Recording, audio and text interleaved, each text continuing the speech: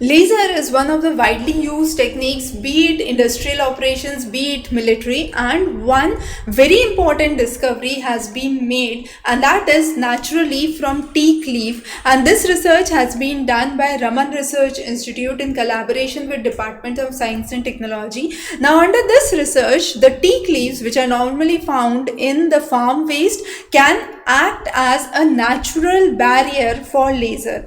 Now, this would have path breaking applications, as we would understand in a while, but it's very important to understand that this eco-friendly solution for protecting the human eyes, specifically from those for those people who are using laser in their natural work environment, becomes very important. So tea leaves, which is the Tectona grandis, found usually in the agricultural waste, releases a natural pigment which is anthocyanin, and this is converted into a biodegradable extract which acts as a natural barrier for laser.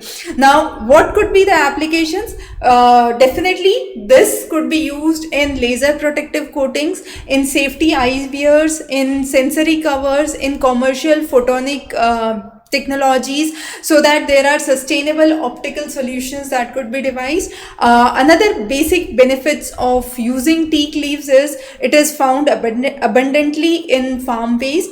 It is natural, it is biodegradable, definitely acts as a barrier for laser, and more importantly, it contributes to a new generation of sustainable optical solutions. So this research by Raman Research Institute holds a very important position and could bring in cutting edge technologies in optical studies. So thanks for joining in. We'll be covering many important topics for your prelims examination. Stay tuned. Thank you.